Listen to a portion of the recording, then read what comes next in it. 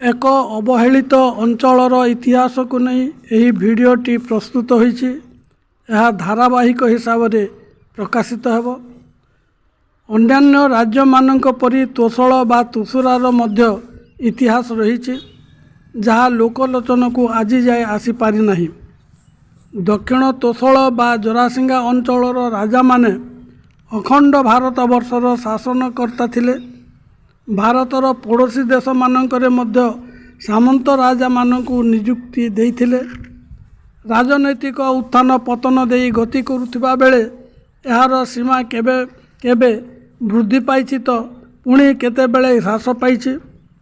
କେତେବେଳେ ଏହା କୋଶଳ, ଉତ୍କଳ, ଉଡ୍ର ଓ କଳିଙ୍ଗ ଆଦି ରାଜ୍ୟ ସହିତ ମିଶିଯାଇଛି ତ ପୁଣି କେତେବେଳେ ବିଭାଜିତ ହୋଇ ଛୋଟ ଛୋଟ ଗଡ଼ଜାତ ରାଜ୍ୟରେ ପରିଣତ ହୋଇଛି।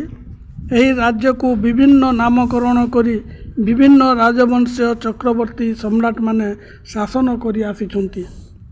ଚୌହାନ ବଂଶର ରାଜା ରମାଇଦେବଙ୍କ ଆବିର୍ଭାବ ପୂର୍ବରୁ ଗଣ୍ଡବଂଶୀୟ ଦଳପତି ସଂଗ୍ରାମୀ ବୀରପୁରୁଷମାନେ ଏହି ରାଜ୍ୟର ବିସ୍ତୀର୍ଣ୍ଣ ଅଞ୍ଚଳକୁ ଶାସନ କରୁଥିଲେ।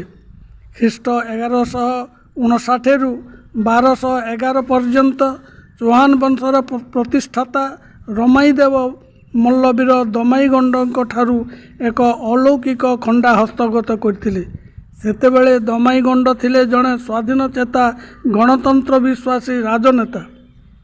ପ୍ରଜାମାନଙ୍କର ଦୁଃଖ ସୁଖର ସାଥୀ ଥିଲେ, ତେଣୁ ସେ ସମସ୍ତଙ୍କର ପ୍ରିୟଭାଜନ ହୋଇପାରିଥିଲେ। ରମାଇଦେବ ମଲ୍ଲିକମାନଙ୍କୁ ହତ୍ୟା କରିଥିବାରୁ ତାଙ୍କ ବିରୁଦ୍ଧରେ ଆନ୍ଦୋଳନ କରିଥିଲେ ଦମାଇଗଣ୍ଡ। ଶ୍ରୀଯୁକ୍ତ ନାରାୟଣ ପ୍ରଧାନ ରଚିତ ନୃସିଂହନାଥ ସିରିଜ ଦ୍ୱିତୀୟ ଖଣ୍ଡ ତୃତୀୟ ଛନ୍ଦରେ ଉଲ୍ଲେଖ ରହିଛି। ମଲ୍ଲବୀର ମାରି ପାଟଣାରେ ଯେବେ ରମାଇ ହୋଇଲେ ରାଜା, ଏଣୁ ରମାଇଙ୍କ ବିପକ୍ଷେ ବିଦ୍ରୋହ କରିଲେ ସାମନ୍ତ ପ୍ରଜା।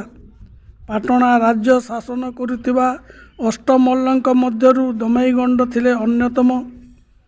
ପାଟଣା ରାଜ୍ୟର ଗଣତନ୍ତ୍ର ପ୍ରଚଳନ ପାଇଁ ସେ ଇଚ୍ଛା ପ୍ରକାଶ କରିଥିଲେ। ମଲ୍ଲିକମାନଙ୍କୁ ହତ୍ୟା କରୁଥିବା ବେଳେ ରମାଇଦେବଙ୍କ ହସ୍ତରୁ ଦମାଇଗଣ୍ଡ ଖସି ପଳାଇଥିଲେ। ସେ ରମାଇଦେବଙ୍କୁ ହତ୍ୟା କରିବା ପାଇଁ ଯୋଜନା ପ୍ରସ୍ତୁତ କଲେ। ରମାଇଦେବ ଯେଉଁ ରାସ୍ତା ଦେଇ ଯିବା ଆସିବା କରନ୍ତି, ସେହି ରାସ୍ତାର ଏକ ନିଛାଟିଆ ସ୍ଥାନରେ ଲୁଚି ରହିଲେ। ଯେଉଁ ସ୍ଥାନରେ ସେ ଲୁଚି ରହି ରମାଇଙ୍କ ସହିତ ଯୁଦ୍ଧ କରି ମୃତ୍ୟୁବରଣ କରିଥିଲେ, ସେହି ସ୍ଥାନର ନାମ ବର୍ତ୍ତମାନ ଦମାଇପାଲି ହୋଇଛି। ପାଟଣା ରାଜ୍ୟ ଶାସନ କରୁଥିବା ଯେଉଁ ମଲ୍ଲିକମାନଙ୍କୁ ରମାଇଦେବ ହତ୍ୟା କରିଥିଲେ, ତାଙ୍କ ବଂଶଧରମାନଙ୍କୁ ମାଫି ଜମି ଦେଇ ସୈନ୍ୟ ବିଭାଗରେ ନିଯୁକ୍ତି ଦେଲେ। ସେହି ସୈନ୍ୟଙ୍କ ଦ୍ୱାରା ବୌଦ୍ଧ ରାଜ୍ୟ ଜୟ କରି ବୌଦ୍ଧ ରାଜାଙ୍କୁ ସାମନ୍ତ ରାଜା କରିଥିଲେ। ରମାଇ ପାଟଣା ରାଜ୍ୟ ଶାସନ କରୁଥିବା ସମୟରେ 2 ଜଣ କନ୍ଧ ଜାତିର ବୀରପୁରୁଷ ଥିଲେ। ସେମାନଙ୍କ ନାମ ଥିଲା କୁର୍କୁସ ଓ ଝଲିଆ। ଜଣେ କୁଡ଼ାସିଙ୍ଗା ନିକଟସ୍ଥ ଅଡ୍ଡା ଗ୍ରାମର ବୁଢ଼ାଡଙ୍ଗର ଓ ଅନ୍ୟ ଜଣେ ଜରାସିଙ୍ଗା ନିକଟସ୍ଥ ଚନ୍ଦ୍ରପୁରରେ ଗଡ଼ କରି ରହୁଥିଲେ।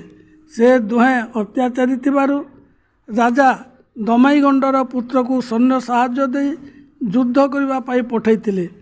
ଦମାଇଗଣ୍ଡର ପୁତ୍ର ସେମାନଙ୍କୁ ବିନାଶ କଲେ। ରାଜା ରମାଇଦେବ ତା ପ୍ରତି ସନ୍ତୁଷ୍ଟ ହୋଇ ଉପହାର ସ୍ୱରୂପ ଜରାଗୁରା, ବର୍ତ୍ତମାନର ଜରାସିଙ୍ଘାକୁ ମୁଖ୍ୟ ରୂପେ ଅବସ୍ଥାପିତ କଲେ।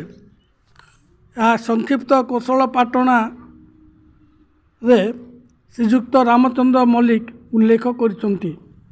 ପାଟଣା ରାଜ୍ୟର କ୍ରମିକ 23ତମ ରାଜା ହେଉଛନ୍ତି ଚନ୍ଦ୍ରଶେଖର ସିଂ। ସେ 1746ରୁ 1762 ପର୍ଯ୍ୟନ୍ତ ପାଟଣା ରାଜ୍ୟ ଶାସନ କରିଥିଲେ। ସେ ଗୌଡ଼ ଦଳପତିଙ୍କ ହସ୍ତରୁ ଜରାଗୁରା ନିଜ ଦଖଲି ସତ୍ତ୍ୱକୁ ଆଣି ତାଙ୍କ ଦ୍ୱିତୀୟ ପୁତ୍ର ବିଶ୍ୱନାଥ ସିଂହଙ୍କୁ ଏହି ଗଡ଼ର ଶାସନକର୍ତ୍ତା ରୂପେ ନିଯୁକ୍ତ କଲେ। ବିଶ୍ୱନାଥ ସିଂହ 15 ବର୍ଷ ରାଜୁତି କଲାପରେ ତାଙ୍କ ଅପାରଗତା ଯୋଗୁଁ ତୃତୀୟ ପୁତ୍ର ପୁରୁଷୋତ୍ତମ ସିଂହଙ୍କୁ ଶାସନ ଭାର ଅର୍ପଣ କରିଥିଲେ। 3 ବର୍ଷ ଶାସନ କଲାପରେ ତାଙ୍କୁ ମଧ୍ୟ ଅଯୋଗ୍ୟ ବିଚାର କରି ଅପସାରିତ କଲେ। ଏଥିରୁ ସ୍ପଷ୍ଟ ଅନୁମିତ ହେଉଛି ଯେ ରମାଇଦେବଙ୍କ ଶାସନ କାଳରୁ ଚନ୍ଦ୍ରଶେଖରଙ୍କ ଶାସନ କାଳ ପର୍ଯ୍ୟନ୍ତ ପ୍ରାୟ 600 ବର୍ଷ ଜରାଗୁଡ଼ା ଗୌଡ଼ ଦଳପତିଙ୍କ ଶାସନାଧୀନ ଥିଲା, ଅର୍ଥାତ୍ ଏହି ରାଜ୍ୟରେ ଗଣତନ୍ତ୍ର ଶାସନ ଚାଲିଥିଲା। ଭାରତୀୟ ପୁରାଣ ଓ ଇତିହାସରୁ ଗଣ୍ଡ ଜାତିର ବିସ୍ତୃତ ପରିଚୟ ମିଳେ।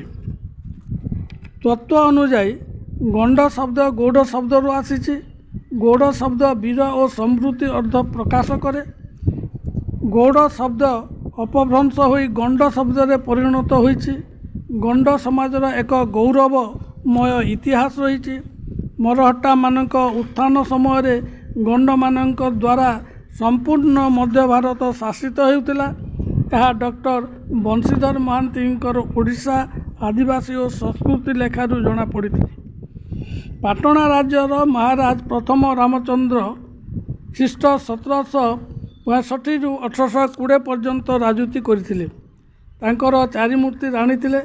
ତୃତୀୟ ରାଣୀ ଗୋଟିଏ ପୁତ୍ର ସନ୍ତାନ ଜନ୍ମ ଦେବା ପରେ ମୃତ୍ୟୁବରଣ କଲେ।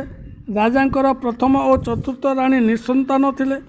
ଦ୍ୱିତୀୟ ରାଣୀ ମଣିଦ ଗୋସାଣୀ ନବଜାତ ଶିଶୁର ଲାଳନ ପାଳନ କରିଥିଲେ। ରାମଚନ୍ଦ୍ର ସମସ୍ତ ରାଣୀଙ୍କ ମଧ୍ୟରୁ ତାଙ୍କୁ ଅତି ସ୍ନେହ କରୁଥିଲେ, ତେଣୁ ସେ ଜରାସିଂହା ଶାସନ ଭାର ତାଙ୍କ ହସ୍ତରେ ନ୍ୟସ୍ତ କରିଥିଲେ। ସେ ଅଧିକାଂଶ ସମୟ ସ୍ତ୍ରୀ ଓ ପୁତ୍ରଙ୍କ ସହିତ ଜରାସିଂହା ଗ୍ରାମରେ ରହୁଥିଲେ।